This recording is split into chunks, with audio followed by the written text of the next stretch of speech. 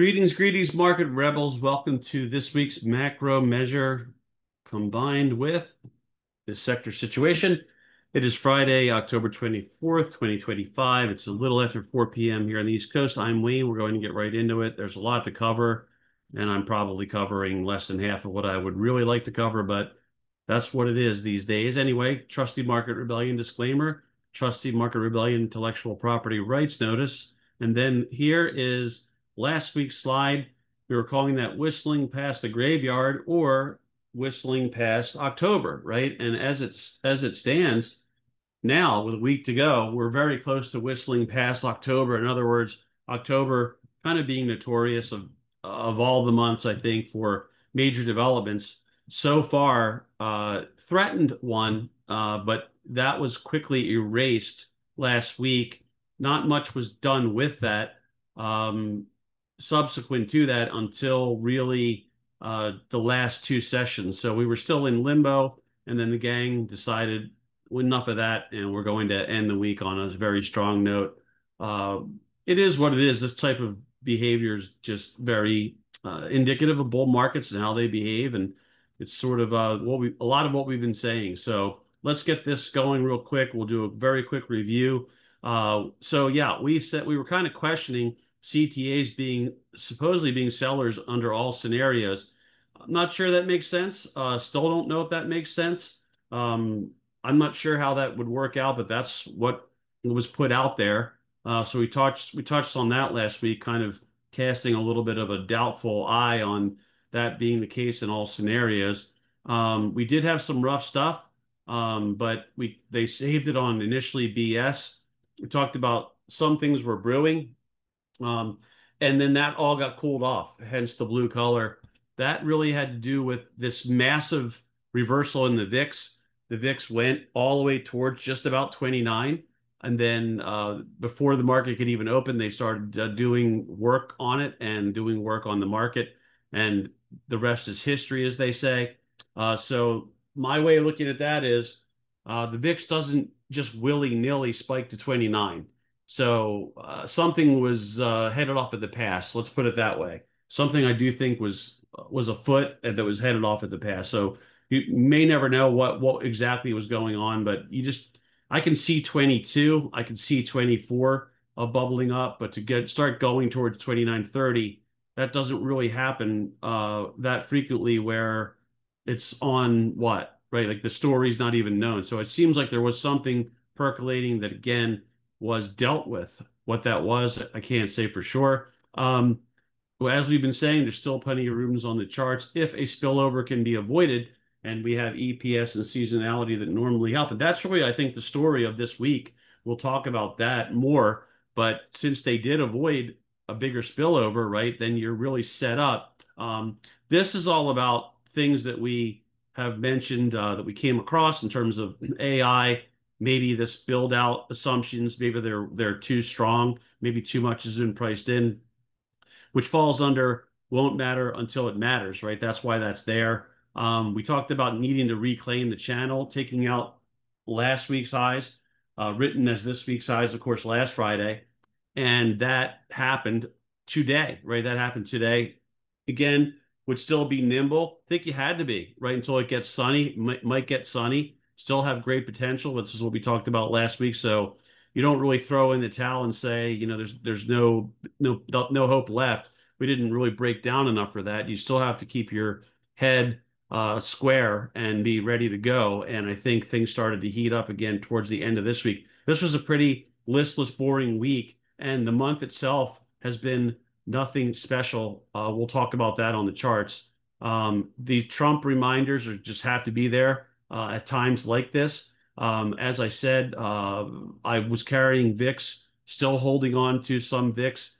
Fortunately, was able to, I think I mentioned this last week, was able to roll up and take half of the money that I put in off the table, not the whole thing, unfortunately, because they shanghaied me with that reversal pre-market, which was hard on me. But I'd rather have my hedges on and be long other things. And as I was saying, I don't carry hedges all the time, right? So naturally, options themselves are hedges, but if you trade them in certain ways, in certain positions, or strategies, which I do.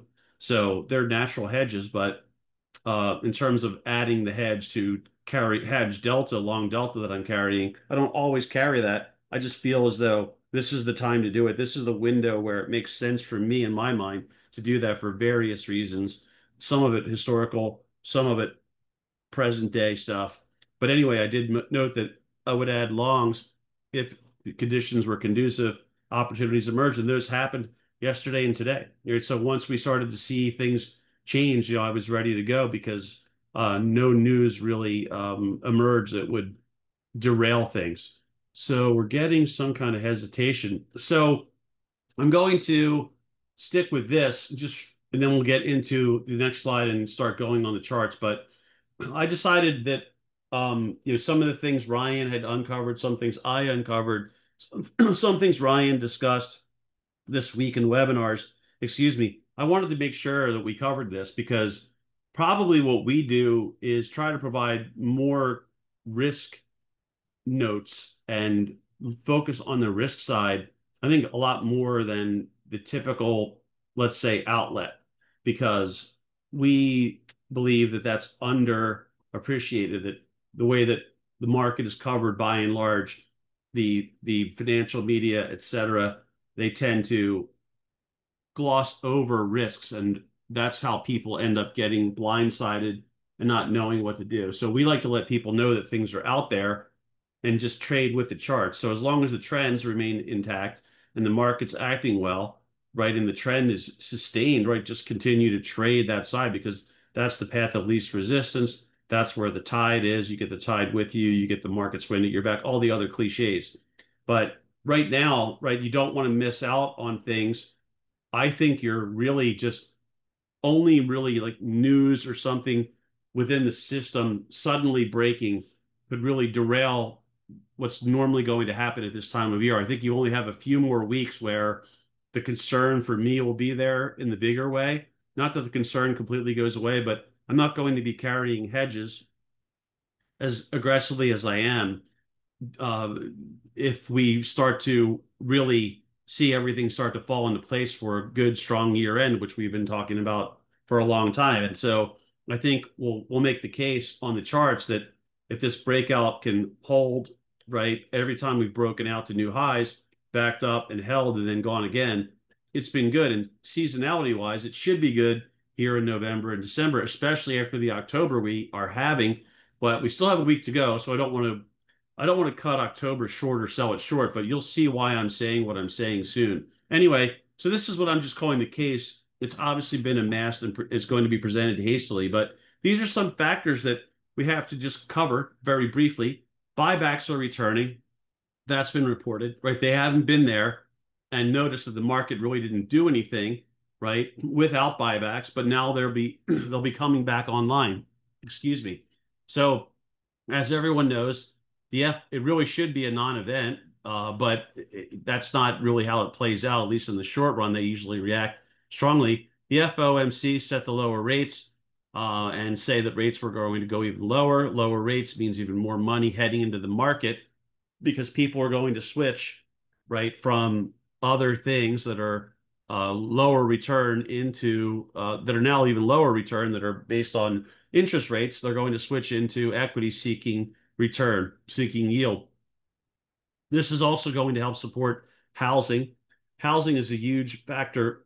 Some folks estimate that roughly 70% of the US economy really is tied to housing in some way. So that's quite a bit, obviously, just like the consumers have said to be 70% of the economy as well. And this will help credit markets, right? So some of those issues might start to lessen, right, that are out there.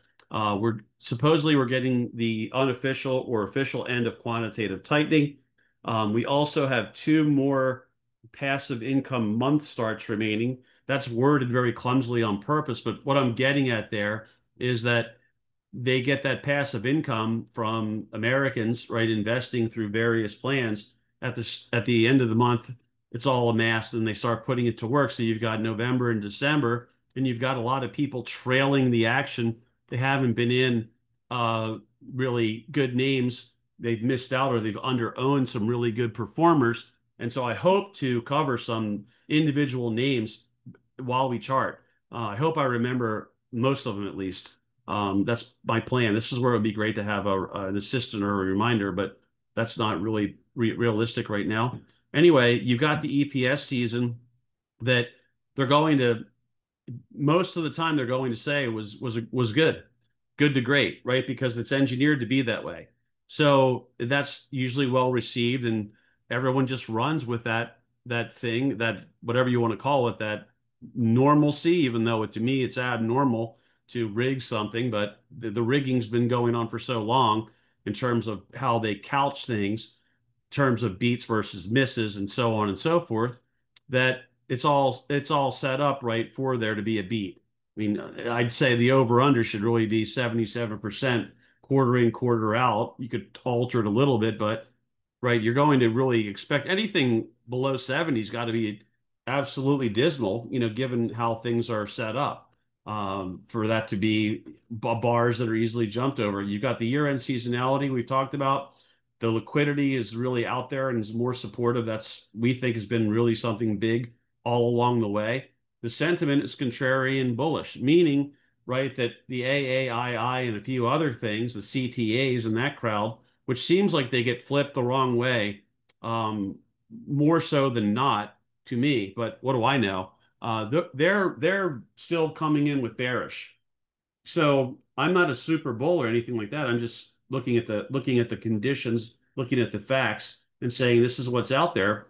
And these things, in my opinion, tend to support the market. All these things here tend to support the market, or I would assume in most scenarios, I should say, would.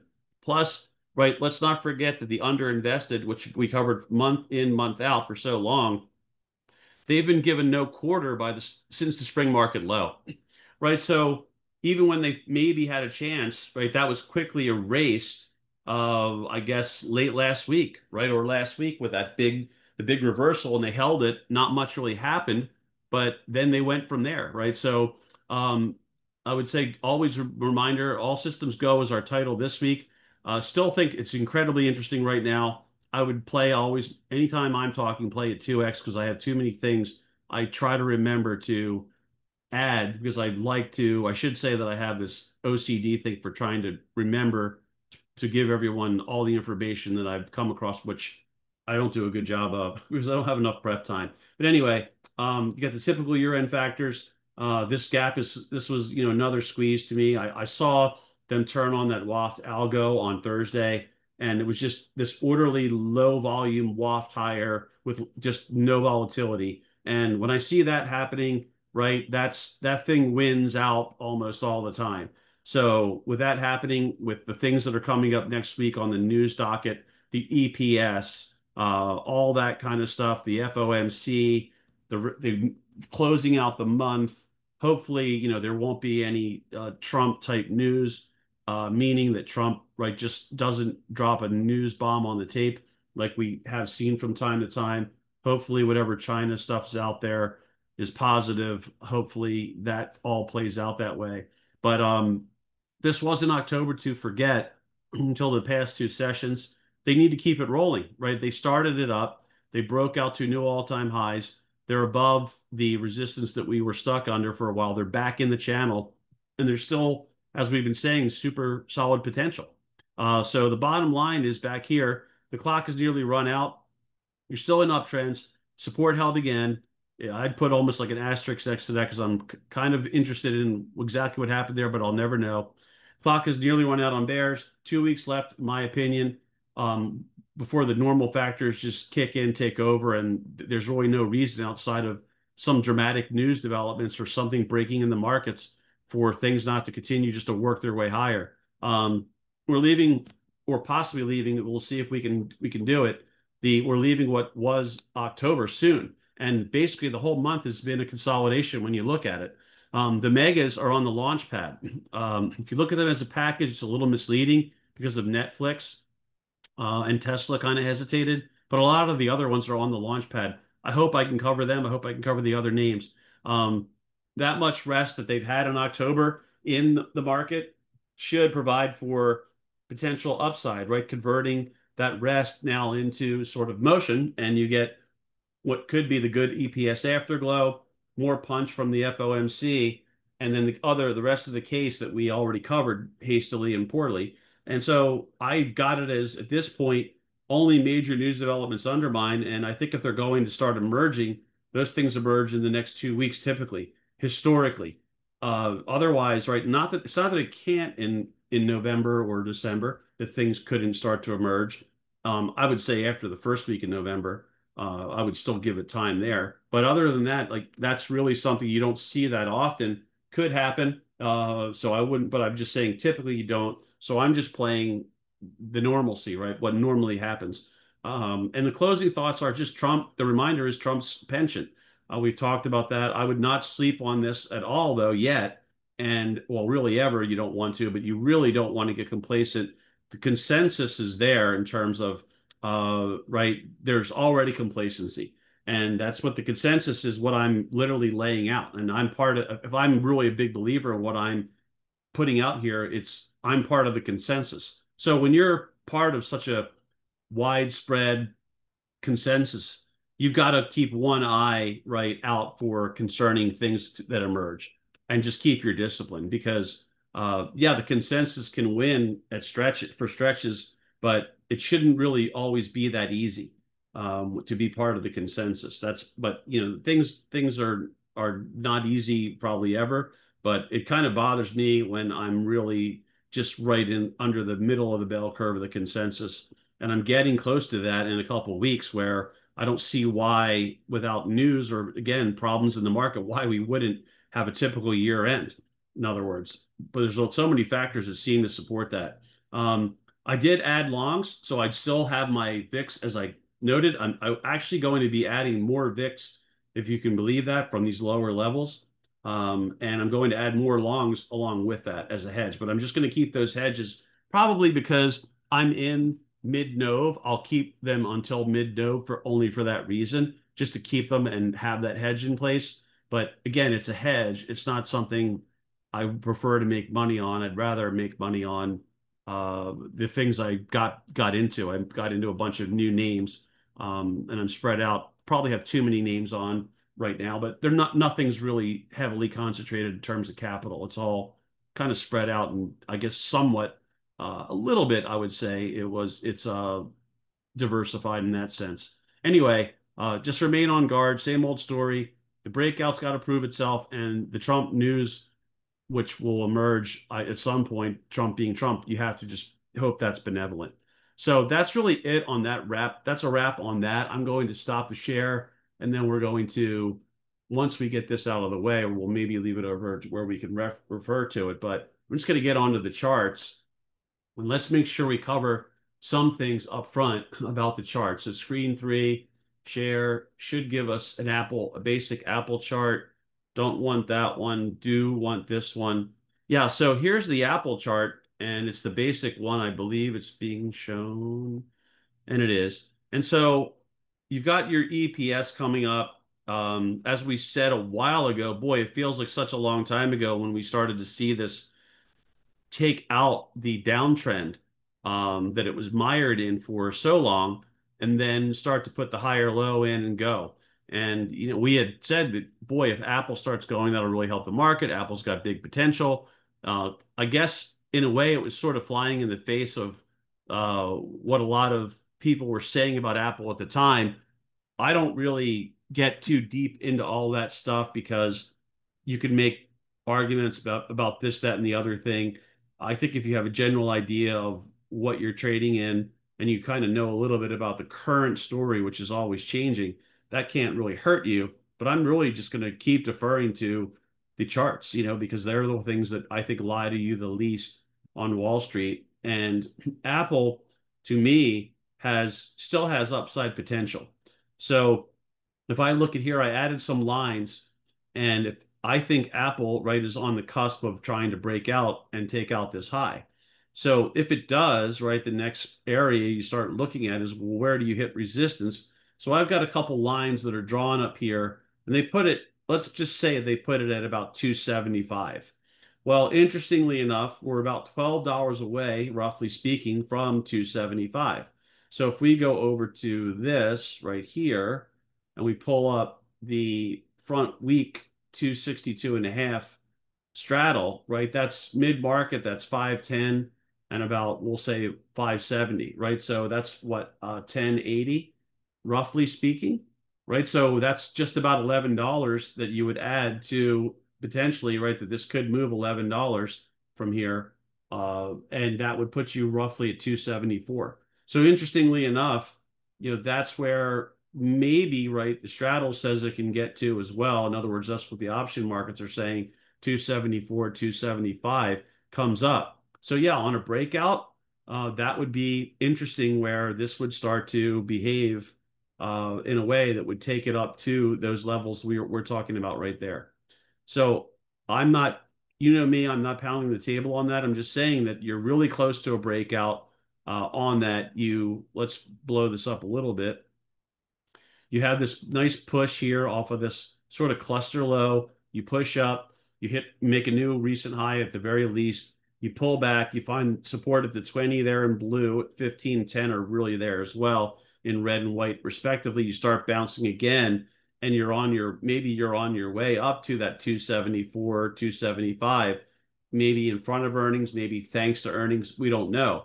But if I look at the package of the megas that we do, the mag, say 7 or 8 or whatever you want to call it, it doesn't really look great as a package. But this is close to breaking out. It's a very large one, as all of us know. Amazon is very close to taking out the 50 and maybe running into earnings, right? So if you said, if you forced someone to buy or sell and you just said the market is going to be neutral, right? I'm not really in a rush to sell Amazon right now after it's been in bounce mode and it worked its way up to here, looking like it could take out the 50 SMA there in gold, which is the last of them.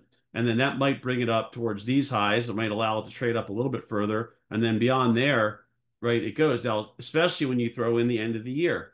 So, in other words, where you are in terms of seasonality. What about Google? Well, we had paper in Google, and I put an idea in, and it was kind of far away for triggering at the time. But this is why I do that, because you blink and things change, and they've got this thing powering again, right? So right now, I might be wrong, but I believe that's a new all-time high in Google, right? So in other words, if you want to, you can short a new all-time high in Google, or you can just say, I'm going to go stay with it, assuming the market's neutral, right? And market being neutral is probably not a fair assumption, but given that it normally over the course of time moves higher, so probably a slight bullish bias is the right environment to assume you'll be in, and so that only helps. But anyway, point is, this thing just broke out to a new all-time high, closed fairly strongly, and has the EPS maybe to run into. So I'm not getting in that stock's way either, the very least. If you do the old inversion and you look at it, right, you're like, oh man, this thing doesn't look good. I don't want to be buying that thing. It's making new lows. It's dropping, right? Look at the trend. So there you go. Very simple. If you want to just get a different perspective, just throw the minus sign in front of it on Thinkorswim. But anyway, there's another one. So we've been through three, and they're large companies, obviously, or you wouldn't be talking about them. And to me, the charts look more constructive than negative. Here, you're really taking out Thursday's high. You'll be taking out the 50 SMA in the process if you do, and you'll be above all SMAs. Some people really like that. And if you could just push a little bit further, you're probably on your way in Meta again as well, right? It just needs to move a little further to really flip the charts, probably dramatically towards the bull side, where you'd have a really nice bull setup. This comes after corrective action. This comes after flatlining for a while, kind of creating a little mini base, right? And now starting to work its way back up. And you can see that these short-term SMAs, as it runs into EPS, they look ready to start rolling higher, right? They look ready to sort of turn higher, curl higher, however you care to describe it. Microsoft, similar. right? This also has the EPS coming up, and this is also taking out all the SMAs. And it's literally right this high here. If that high gets eclipsed, and I think I might have something on in here too in terms of UOA. I want to say that I put a longer term one on. I can't remember them all. But anyway, there's not a lot of resistance above for this thing to power. So I think this thing has potential. I'll try to check into that before we close out if I remember. So now we're through. Think of all the names that we're through right now, and which ones do you really want to pick a fight with? I'm not picking a big fight with any of these yet. I'm probably going long them, almost every single one of them, right? As long as the market opens the week with, relatively news neutral assumption, right? Nothing crazy happens over the weekend. Trump doesn't go on a tweet tear and, tape bomb us. And he says maybe positive things or whatnot. Another one that's rested, another one that sort of has a double bottom, little double bottom with using the wicks below the 50, probably cleared out a few people. And now you're starting to lift higher in NVIDIA. Have paper in this one as well. So again, do you really want to get in this stock's way? I don't. I mean, I think overall the stock has a bullish look to it, right? You're sort of cool. If anything, the stock has cooled off and hasn't been itself for a while. And if it starts to reemerge, right, and sort of finds a way to help the market run into earnings that are only 3 weeks plus away as it stands now, the way things have been going in this world, that to me would be surprising if that doesn't at least try to run back towards the highs. Unless, again, this is assuming no major global news, crazy domestic news, anything like I'm just saying the normal news that we get typically, the normal day in, day out news. So that leaves us with something like Tesla. We also have an idea in Tesla. This one I thought was going to start going. Tesla's can be a squirrely one at times. It did have a really strong day after earnings. I think it failed to trigger so far, but the idea is still in place. But anyway, right, this thing to me, you've got your long-term SMAs are still uptrending. You look at a little bit bigger picture here, right? This thing is not really that overbought yet. And it's sort of had the big run. It's been sidewaysing now for about a month and a half.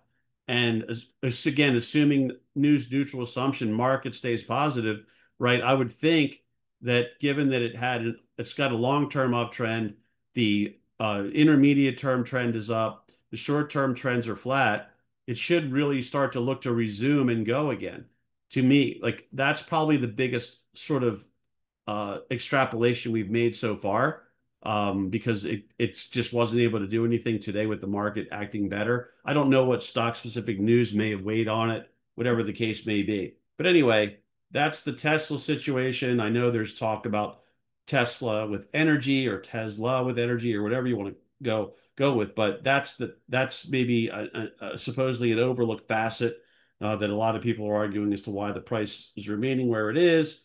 And despite what's happening with the EV political situation, et cetera, don't really know that much about all that. But here's right the millstone of the mega caps or the mags right now, which is Netflix, which this I believe might have been the result of some uh, political stuff that transpired.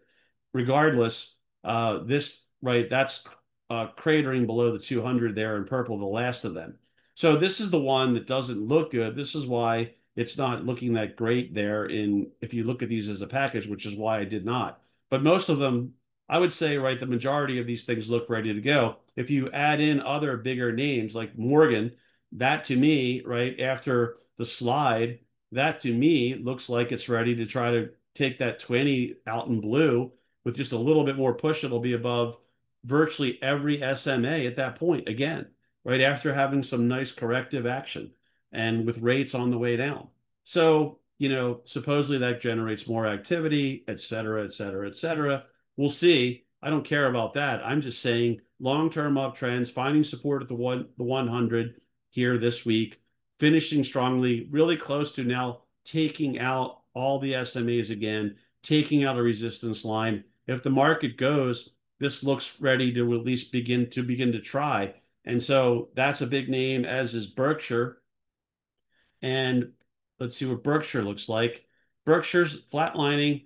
If it starts joining the party after resting, it'll be rested. It's nowhere near overbought in anything I look at, and it would very easily probably work to the top of the range in a bull market. That's not a super special move. It's only 2 or 3%, but it would need to really crack this 100 to really start causing problems as a weight. So most of these weights look primed to go. Will they go? We just never know, but they look that way. They look primed to go. Now, what I'm getting at in our other discussion on spiders is let's try to enlarge this. Let's try to get a better view for everyone since it's important. This let me get the pointer as opposed to the line. So this here, that was the former support, one of the former support lines of the rising channel we were working with. This is another one. I'll click on there, make that one blue. But this basically was an alternative one, and this one we've gotten back above, right? So that is a good sign. The way you did it, again, I would say this is a little cheesy, but they've been using cheesy to their advantage for a very long time. The way that I would describe it is back in what I would call now the old days, they would open stocks and people would spend most of the, in a bull market, people would spend most of the day buying them on balance. Well, now what's often done is we just move up on a futures move pre-market, they open things there, and then you don't get a lot of intraday action, right? You just get this kind of a thing. So is it good that this happened? I don't know. Is that a really good breakout? I mean, some people are going to say, yeah, it was a nice gap, a strength. They're going to just, but we've seen so many of these kind of push ups or move ups that get reversed, right? So if this does reverse down a little bit, not a lot, but if this does reverse down a little bit, maybe closes this gap or maybe comes back very close to the former high, which was registered on Tuesday near 673. You can't be shocked by that, but you need to really hold up here to start to feel better. And if you do, great. And if you don't, right, then where are you? Then it's sort of like, well, that really wasn't a real, and yet another unimpressive all-time high in the sense that you didn't go power and then just keep going. We've been talking about that.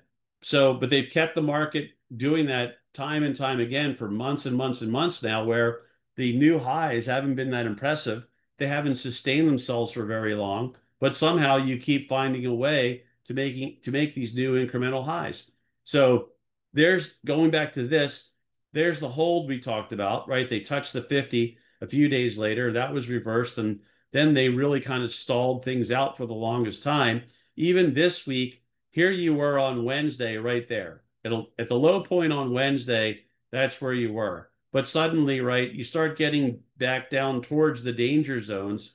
And what happens? Well, the Waft algo got turned on that morning, and the rest is history, right? They used the news of today, which they knew was coming, and that's what everything was set up to deliver, and they delivered it. So this probably chased a lot of people that were holding on against these highs out. I'm still not going to say it's a victory for the bulls. It's over. Let's go, go, go. It would be great if it were. I think the trading will get better because I don't think the trading in terms of the activity has been that great within this. We've had it was a kind of a listless week in UOA.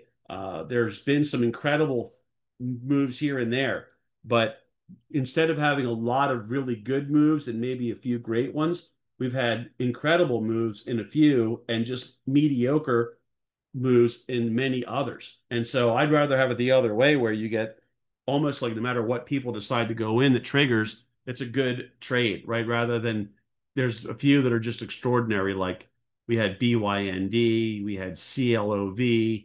I took both of those trades myself after they got put out. So I can't complain, but it's just that uh, a lot of the meat and potatoes types weren't that great. For example, I believe we had an AMD idea, and you could say, well, how could you not be happy? Look where it finished. But right, I don't even know if you were able to really get a trigger out of it. I can't even remember.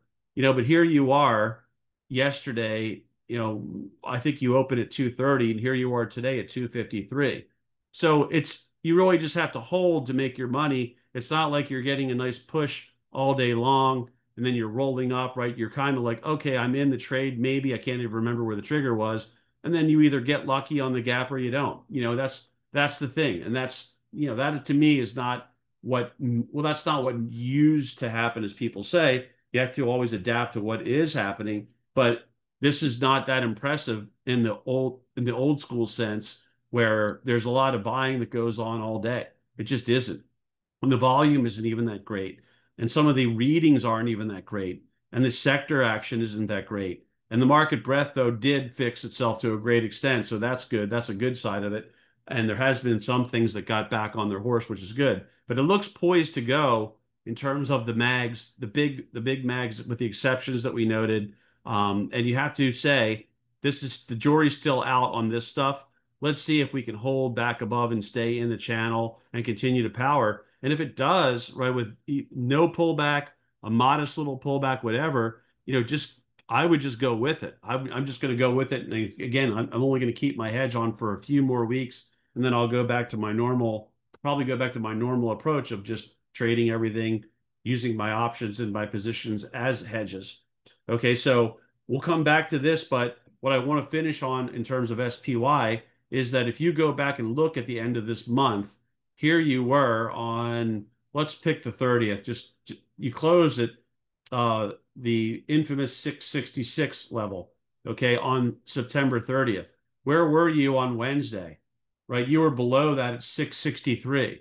So you spent really all this time until 3 weeks in where you really hadn't gone anywhere. In fact, you were down for the month compared to where you were at the end of September.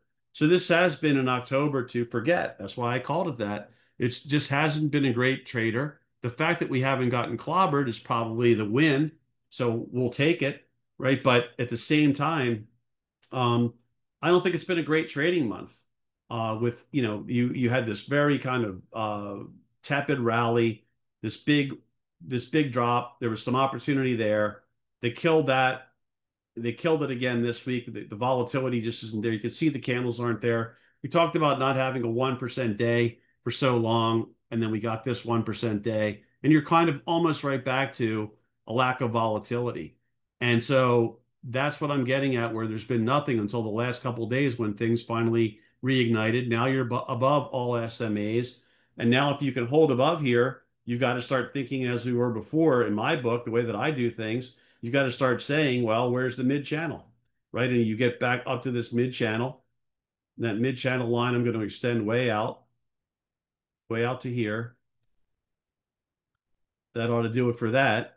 And if you just kind of take the trend we're on now, that's going to be 694-ish right now. So to get back above mid channel, you've got to get up there. You've got to get to 694. And that's because we've prolonged everything, right? Where we're stuck really. We haven't been making progress. And to get to higher levels, I'm just going to take it on the same trajectory all the way out. You're going to need to go to get to 7 and change, right? That's where you're going to be hitting ultimately up in here and towards the 7 and teens if they start to really push things strongly, not necessarily by Halloween, but I just mean in general, push things strongly. That's where I think you're going to hit some resistance there beyond that mid channel. In terms of where you would project this thing going to, it's a tough one because we haven't had really strong movement leading into where we are. It's been, as I say, listless, but I'm going to put a number on it anyway. I'm going to say that's going to be about 16. It's going to be about really where we got to, right? So now in other words, we were already kind of made, because this was a weak push, you kind of got this weak follow through. And it's another reason maybe why we stopped where we did for now, because it kind of all projects out to there with the way that I like to do things in a very simple way. And now we have to see what happens from here. So do we get the back up and then get ready to go further? Do we keep going? And because they're excited about FOMC, there's no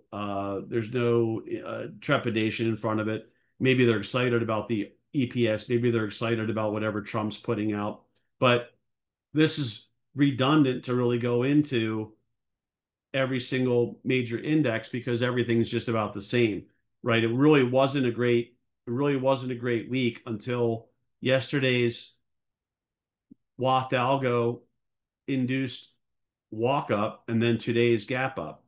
So that's what you got, right? It wasn't really this great week until then, for the most part. But in the end, this is what's been happening week in, week out, where they pull the rabbit out of the hat on Thursday and Friday. Usually there's a good Monday follow through. This has been the pattern. Tuesday through Thursday morning into Thursday afternoon are not very good. And then they go back to late Thursday into through Monday with good again. That's really been what we've been seeing most of the time for months at this point. So I guess you stay with that really, right, until it doesn't work anymore. But right now, we typically get a couple of percent per week. You've got the potential for bigger percent moves this week that's upcoming due to, right, the EPS, the FOMC, all that. So I would just, again, be ready to make your position adjustments. I spent time doing that this week, a lot of adjusting. I got some, as I mentioned, say, there's a lot of things I was in, as a matter of fact, but one of them was Clove. And so I made adjustments when it initially spiked up to the 200. And then I had longer dated stuff on, as I've been saying. And then what I did was I said, you know what? I still think this thing can go. I'm going to move to the nearer term. So instead of being out sort of in, I think, Jan or whatever the case was on it, I moved into 31 OCK. And so I've got a week to go beyond this week, but I did that here waiting. And now, I made another adjustment today on this where I stayed in 31 OCK, but I ended up going to rolling up because I was in at this point, I was in the money with high delta, and right around the actual close level, just coincidentally, is where I made an adjustment to go to slightly less in the money. They're still in the money, they're the 350s, but they're just nearer term because I feel like if this thing keeps performing, I want high delta, I want it on the cheap, and if it keeps rolling, it's probably going to roll sooner rather than later. So I don't want to have a lot more money tied up if I don't have to. And I do think this is one you might want to look at. You might say it's too late, but so I don't have time for this stuff. But there's a case being made that this company may be sort of reinventing itself in a good way. And that's maybe why what has happened here is happening. I don't know, just something I'm going to suggest that you look into as a researcher and for yourself. But this is just pure meme, short squeeze sort of madness and UOA. And I just, when I saw this happen, I just said, I knew right away what this was all about, without even looking up a headline, right? When I started to see the paper. So when the paper appeared, got that in, got myself in a little bit after that. And then when it had the big spike, I did what I did in VIX and I just made sure that I couldn't lose on the position, right? I took enough profits on what I had to make sure no matter what happens, I win. And then I'm still going to come out a winner. And then if they really took this thing into the realm of hyper madness and beyond, um, then I'm not sweating it out in any way or foolishly wasting money that I'm not willing to put at risk. So that's exactly what I do in these situations when something this absurd happens, and this type of stuff happens. So when there's been plenty more of these things, I can't even remember them all. But that's what I would recommend that you consider the very least, because this is very high risk. These things can really just fall right back down again. I can't even think of all the ones that we've had because so many of them have done that. These lower tier things have just done that type of move where they spike dramatically, and then once that wears off, right, it's over. I'm trying to think of another one. Nothing's coming to mind. But what I want to try to do now is look at while we're on this chart, no, I'll say, you know what, I'll save the other names for later, but I'll just cover these. So the sectors were not doing much this week. They were not really looking good. And I was really not impressed, but the way that they closed things out, right? They ignited obviously tech again. Uh, Communications, we saw Google and Meta. They're really, to me, on the launch pad. So I'd keep an eye on those. That's going to help this former leader. This former leader finally resolved and started breaking out. Now it needs to probably back and fill, or obviously could keep going. But regardless, it needs to do its thing. Energy was doing well. It cooled off today. Financials are looking to reestablish themselves after spending time rolling over. Coupled of relatively defensive sectors most of the time have really caught a bid and hung in there. We have seen some paper in names that are in healthcare, pharmaceuticals. Some of those are meme stocks as well. And some of them are legit companies like Amgen. There's other ones as well that are more legit that are in UOA Pro right now. Staples, nothing special week. In fact, XLY was having a nothing special week until Thursday as well, right? Look at the low Thursday, not a great week, and then the reversal, right? So this really didn't establish itself as the leader, and this didn't fall off enough. So it's still a little unsettled, but it certainly looks better than it did on let's say on Thursday, where you were dropping back down in XLY. Now at least you're back towards the recent high with a chance to take it out. XTN, disappointing again, right? Again, another false breakout, another drop right back down. So this remains elusive for the market, kind of like the canary we talk about, the IWM being similar. They keep trying to get it going. It just can't go enough yet. Hopefully, in the not too distant future, both of these things start to really make old timers like me feel better about the situation. And we start to see things really power in those respects through small caps and through transportation. The materials, I think the way that it's been, I would have thought we would have done better. No, not a terrible week, nothing special. Kind of a poor finish in industrials as well. But XLU is heating back up a little bit toward to end the week after sliding for a while. So maybe, just maybe, that gets back on track. And that would be a good sign because we've had some good energy trades, some good names in the space, different ones on the UOA front. And then that would really lead into things like, right, the crypto and the AI and all the rest of it. So here's Bitcoin. And this has been, as I've been saying, I was like probably so many people disappointed here because this turns out when this starts to roll, typically get the risk on effects in the market. You get great UOA. That's really a good UOA area. And we get micro strategies, we get Coinbase, we get uh, you know, iBit, Clean Spark, Mara, Riot, Hut, all these things start to fire and others, and you get some really great trades that develop. But that did not materialize. We pulled back significantly. They are doing something interesting here, which is they're clearing out everybody who has been holding against these lows, right? So the last week, they kind of damaged these people that were holding out against a lot of these lows here by plunging even further below. Touched the 200 as we talked about last week in purple, and now it's holding above the 150 in rust and hopefully consolidating and ready to start going again.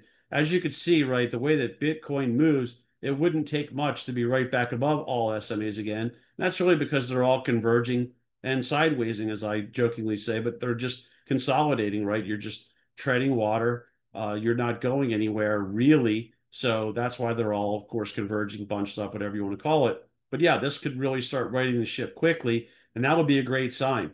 But it's just not there yet. I think it's got the potential. I don't think it would take much. I think a lot of the chart complexions would flip nicely if it were to take out that 20 and hold. I don't think the 20 is anything magic. Just happens to be the point at which I think it really starts getting serious that, yeah, that really flips the charts. More and more people see the charts are flipping at that point, and you start bringing in maybe buyers at the margin. But that's still sitting it out. Another important area that we have not talked about yet is SMH. This was having This was having some trouble, but much like the market, sort of with the ascending triangle type look, it did the old save here from the 20 on Wednesday. You have the lows, right? This clears out a lot of what's been happening. Then they hold there on Thursday morning, right near the 20 in blue, and then they goose higher. You get the new all-time high. Again, not really like working its way up and breaking out, just jumping right over. Can they just put this gap together and just keep going, right? With a breakaway gap. I guess only time will tell as of right now, but I just don't think you can rule out backing up a little bit. Some people, I don't know why they would. I mean, unless, I don't know, they know a lot more than I do, but the way the Fed's been, the way that things are factored in, I'm not sure why people would get antsy, other than you never know what the Fed's going to say. Maybe it'll be tied to something with Trump, China, Trump, something else, Trump and everything, the way Trump is. I don't know. But you could see a little backing and filling, but as of right now, the trends are there. You've got your SMAs are sloped and stacked. Uh, so, this doesn't get much better than this. So the ideal thing would be that we leave this consolidation as we have. They pull it back to frustrate the breakout buyers initially. It holds at a higher level, doesn't pull back all that much. They get it right back above what was resistance. They break it out to new highs and we go, go, go. That would be ideal, but it's pretty hard to say anything really bad about it. As I said last week, and as I said during some webinars, you can often make make a case if you want to say, well, I don't like, there's negative divergence here in these indicators. And that just shows up after consolidations and then new pushes. It happens a lot. So in and of itself, I don't think that's something you could just trade on. I mean, where, hey, there's negative divergence. I'm just gonna, I'm going short. I think that's a bad play in a bull market. So I don't do that. But like I said, you can read the charts that way if you want to. But that's one reason why we use triggers. We need to see things trigger, start and go along with them. And we prefer to have the rising tide, the wind at your back, again, all the other cliches with you, not only in the market, but in the sector, even the subsector, if you can get it. If you get all that and your stock working harmoniously, then you usually really have something, especially if your stock's charts look good, especially if there's developments or news or what have you supporting your stock, especially if there's UOA, especially if you're not starting from an overbought position of overbought perch, all those things. So overall, right, there's really nothing bad to say about probably the leading sector, other than maybe it backs up. Now, obviously, news could change this or anything at any time, but until it does, we always try to give the benefit to the charts if we read them objectively. And speaking of which, right, this all improved. We were saying the breadth and sectors last week really weren't that great. Sectors still aren't great, but the market breadth has still found a way to get better this week. It really happened, as I say, on Thursday and Friday. So it was all really compacted into the good stuff was really compacted into the last two sessions. Again, I don't think today is as impressive as I prefer, being an old time chartist where you prefer to see candles that really have some moxie to them. This one is just a gap, and we've seen plenty of that, but this kind of, I don't know what you want to call it.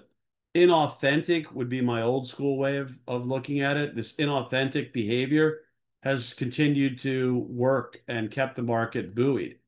And the markets continue to go higher and make new highs. So you can nitpick the living daylights out of all this stuff, but if it keeps working, you've got to, at some point, you've got to just say it's still working, right? It's still working, and you just try to keep going with it. And hopefully this isn't going to shut me off.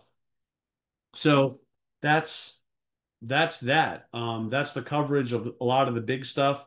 I know that they started coming for what do they come for? They started coming for I'm sorry, gold and silver again. There was a lot of merriment in a lot of the usual quarters areas that this had finally done something to correct a little bit. There could be more, we don't know. As I said, I reduced a lot. I'm still in some things. I still have physical. I'm planning on holding that for a while. The only thing I would do is start playing the bear side against that physical if I thought there was going to be really dramatic corrective action. But as of right now, I'm willing to give it the benefit of the doubt. We'll see what happens, right? If it's starting to look sketchy here, you might have to react. And then if it doesn't really break that 50, then essentially unreact, right? Undo my hedge or whatever the case may be. But after the run that was had, this probably was due. This type of behavior was due. Things did get really stretched, probably historically stretched. So it really won't be anything dramatic if we kind of hold around here and that's your entire pullback and you start to go again. But again, that's contingent on us holding. So that's another area that we typically will cover, especially during the last few years. The VIX got, as I said, the VIX got cratered. It's at one of its lowest levels now in a while. Whatever happened there, I don't know. I think there's, again, to me, I'll probably never know why I couldn't get my other half of my contracts rolled the way that I wanted to and take that other bit of money off the table. But they just kept mercilessly slamming it from there. And I just decided I'd rather keep it on at that point and just add longs rather than bailing on that since I want to hold on to it a little bit longer anyway. I think I talked about that in the videos. So because they've done this to it, which I think is a overreaction, I'm going to bide my time. It could be Monday.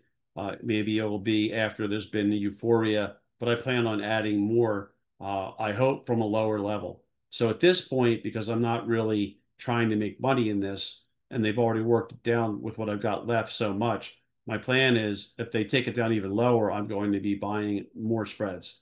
I'll probably I'll probably double my size if they get this down near 14. And it doesn't mean I'm a bear. I just want to have hedges on for a little bit longer. So, and I didn't get on as many as I wanted. So if they let me get in cheap for with better spreads, and because there's not as much time left, I'll take it. So having said that, some things that I think look interesting that are longs were this stock. Okay, so this IREN, this stock looks interesting to me. I'm not pounding the table. I just want to share some names that I came across in my travels that I thought looked good. This is one of them. These are this one also looks good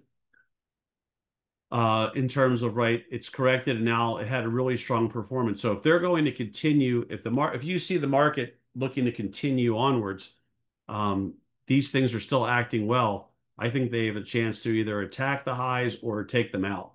That's why I'm bringing them up. Another one that I thought looked interesting before, it kind of disappointed back here, and now I'm looking at it again after it pulled back even further, is this one, the NBIS. You could see that's about to potentially cross all the short-term SMAs with just a little more push. It'll be on its way there. Potentially, again, this is bull market scenario. In other words, the case we laid out at the start of this overly long-winded video. These are things I'm talking about that could keep working. They had nice pullbacks and they could go.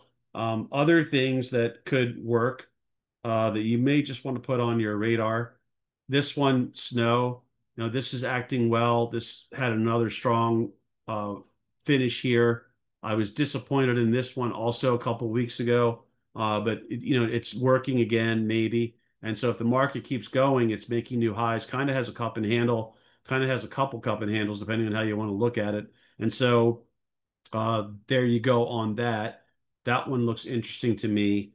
The D-Dog also looks interesting to me right there. This had a poor finish today, but you could see that it's now very close to taking out all the SMAs. Most of those are still uptrending. You're not too far from highs. You had a nice pullback. You kind of triangulated over the last week, and now you're trying to maybe work up.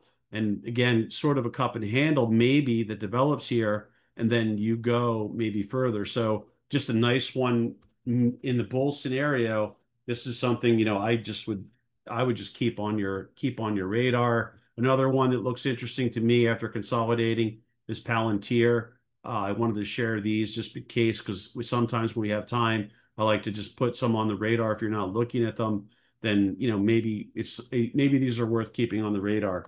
These are not table pounders, right? A lot of them are heading, as you can see, a lot of them are heading into EPS, so they might get a little pre-EPS run going, right? Which I love to trade because a lot of the fun gets built in ahead of time, and that's how you can get disappointments. But this one hood as well, this is now doing the same. So you could see a lot of these things started to rejoin after pulling back, and so that to me is interesting because that's the kind of behavior I like to see. I like to see stocks that were doing well in the market that pulled back, cooled off for a week or two or what have you, found support where you'd want them to near a key SMA. In this case, that we're looking at this one, that would be the 50. And then from there, you start to not, if you get involved in these things, you're not getting involved at super high overbought levels. You're getting involved at levels that have cooled off. So there's some, uh, without breaking a sweat and getting overheated, these things can power a little bit, right? So that's what I would look at. Another one that's one that has been disappointing, and I don't think it's quite there yet, is the core weave. It's not as far along, in my opinion, technically, but I would just say this is another one that when it starts to go, if they really get this market going, this one can really go. And we had some, I don't even know where Amgen finished, by the way. Let's see if no, it didn't do anything. We only got a little pop out of that, and then it backed up. That's disappointing. We had another one here that had this very, very odd, extremely far out of the money February contract of call by. And it's so much of a head scratcher. I don't even know what to say about it, but this UOA hit is so far out of the money. And the money they put to work on it, it's not like it's, a couple $100 either. So somewhere out, I think in February, 385 calls. So this started righting the ship relative to the SMAs today. You could see it worked its way back over those. It's got this sort of second cluster bottom here that's a little bit higher than the one that put together back here. And it has been trading in sort of a range, you'd have to say, right between, let's call it 155, and then down here, we'll say, for the most part, maybe 120. We'll just ballpark it at 120. So maybe it works its way to the other side of the range. But if it does start to go, or there's news in here, as you can see, there's not a lot of chart history here. There's this big sort of head scratcher hit that took place. It's got earnings coming up looks like later in November. I don't know what to say about it. I am certainly not an expert on this stock in any way, but I wanted to mention that one too because when I've seen these kind of crazy hits before, uh, it's uncanny sometimes what happens. And I'm in the trade. I'm long this thing in a spread form. So I'm just going to mention that I'm not doing this big because I don't really feel super comfortable about the whole thing. I didn't have time to look into it to the extent that I would like to. And there's just not a lot of chart history, and the chart history of years makes me feel a lot better than months. It just doesn't have enough for me to work with technically to feel really good about it. So it's a little different in that sense, but might be one to keep an eye on as well. And I think those are most of the ones that I wanted to mention. Um, I think we also had, let me think if there's anything else that I can throw at you. We also had, and I don't know how this stock closed. This one too, this had paper. This might be on the cusp of trying to launch a new leg, right? If the market does as well. So that might be one to look at that's kind of interesting as well. I'm trying to think of another one that we had might have been this wheels up. That's one of the lower dollar ones that we had. I couldn't remember. I just, for some reason, that popped into my head that wheels up finally got, started lifting a little bit and we had paper. And I think we have an idea in there. I think we have an idea in that one. And I don't remember how long dated it is, but anyway, that's another one of those rinky dink names I was talking about. This one also had paper, and I'm in this one here. as well. So this is also trying to re-energize with the market. So that one had call buying. We have an idea in place for that one as well. And I have I have an entry bot set up to get me into this one here.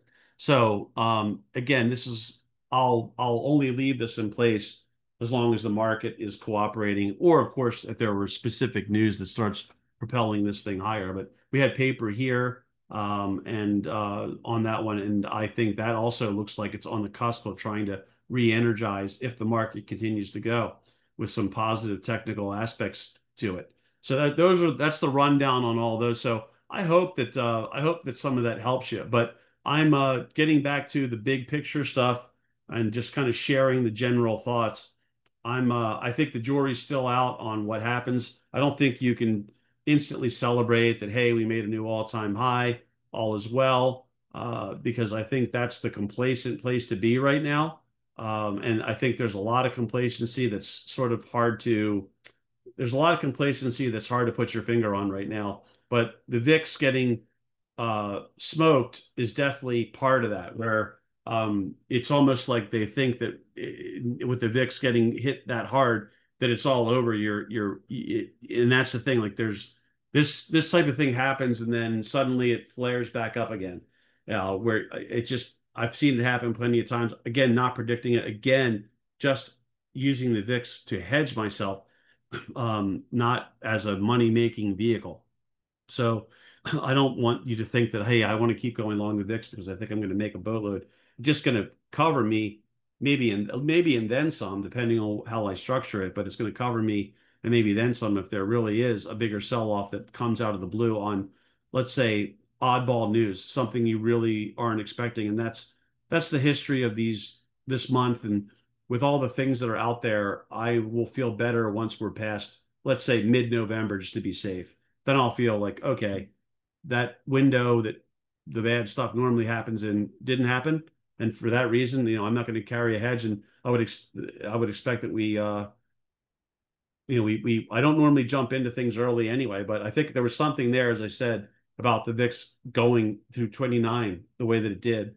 That doesn't happen without a reason. So I'm not sure what it was for the third time. I'm not sure what it was, but I just think there was something that was cooking that got snuffed out. I don't know what it was, probably never will. But anyway, that's what I'm going to continue to do, and then just stick with a lot of these EOA names. I've got other ones. I can't go into them all, but I'm just saying I've got a lot of little things on like that, spread out, that I'm not overly concentrated because I don't have time to watch stocks intensively because I'm so busy. I probably wouldn't be as spread out with having to feel like I've got just a little bit here or there in different names if the paper wasn't as good, the charts didn't look as good, blah blah blah. But because I don't this way, if I miss out on something, right, it's not a crush on me in terms of, wow, I had my chance to react and do this and I couldn't get a fill. I got busy with our services or whatever. I figured out that it's better for me in a weird way, paradoxically, to be in a bunch of things to a lower exposure level than it is to be in just a few things that would be easier to manage to a higher exposure level. Because if you can't watch them that have higher exposure, then you really end up with a lot of frustration. If you're me, you just don't have the time to focus. So on that note, I hope something I share with you helps you out this upcoming week or some week in the future. Stay careful out there. If you watch this early, have a great weekend. I really do hope that we covered some things of use to you, and we're just going to keep going, stay with it, and just keep your head on a swivel. Everyone, take care. Thanks for tuning in.